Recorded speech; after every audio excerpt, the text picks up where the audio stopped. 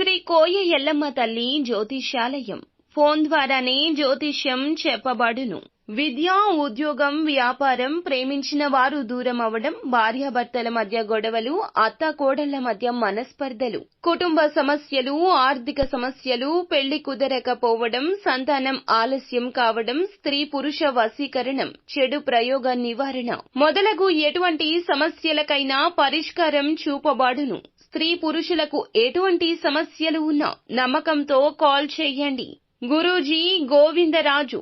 Phone number 9703930797.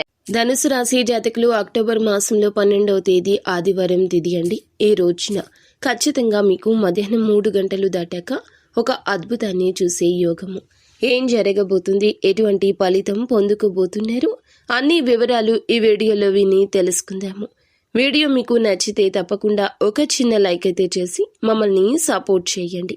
ఇక ఆలస్యం లేకుండా వీడియోలోకి వచ్చేద్దాము. ముఖ్యంగా ఈ రోజున ఈ రాశి వ్యక్తులకు చూస్తే గనక మధ్యాహ్నం 3 గంటలు దాటాక ఒక అద్భుతం చూడబోతున్నారు. ఇది మీరు ఊహించండి, మీ జీవితంలో ఇప్పటి వరకు జరిగింది ఏదైనా అద్భుత అవకాశం మిమ్మల్ని వెతుక్కుంటూ రావచ్చు. అది ఉద్యోగ అవకాశం కావచ్చు, వ్యాపార అవకాశం కావచ్చు, ఈ విధంగా కెరియర్కి సంబంధించిన అవకాశం దక్కొచ్చు, లేదా మరొక ఆదాయ మార్గానికి సంబంధించి ఎవరైనా మీకు చక్కటి గైడెన్స్ని అందించడం జరగచ్చు. ఈ విధంగా ఒక అద్భుతం జరగబోతుంది. మీకు ఈ రోజు జరిగే సంఘటన ఏదైతే ఉందో అది మీ యొక్క జీవితాన్ని ఒక కీలక మలుపు తిప్పుతుంది. అలాగే వ్యాపారస్తులకు చాలా కాలంగా వ్యాపారాన్ని విస్తరించాలి అనుకుంటున్నట్లయితే నూతన వ్యాపార పెట్టుబడుల గురించి యోచించడం లేదు. కానీ ఈ రోజున అద్భుత ఆఫర్ వస్తోంది.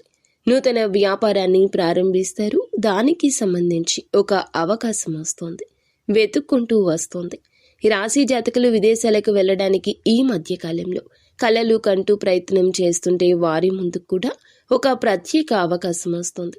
ఏది ఏమైనా ఏ రంగంలో ఉన్నా మధ్యాహ్నం 3 దాటాక ఒక కీలక అవకాశం వస్తుంది. కలుసుకోరు అనుకున్న బంధువుల్ని కలుసుకోవడం, పడిన నింద మాసిపోవడం, బంధాన్ని కలుపుకోవడం, పడుతున్న అనారోగ్య సమస్య అయినా మానసిక సమస్య అయినా బయటపడటం, ఏదో ఒక ధైర్యం వస్తుంది. ధైర్యం ఇచ్చే మనిషి రావచ్చు, ధైర్యం ఇచ్చే దేవుడే మీ యొక్క జీవితంలోకి రావచ్చు. ఆర్థికంగా బలంగా మారే సమయం ఇది. ఖచ్చితంగా గుడ్ న్యూస్ని వింటారు. అంతా మంచి జరుగుతుంది. నిత్యము ఇష్టదైవ నామస్మరణ చేసుకోండి. తోచినంత సాయం పేదవారికి చెయ్యండి.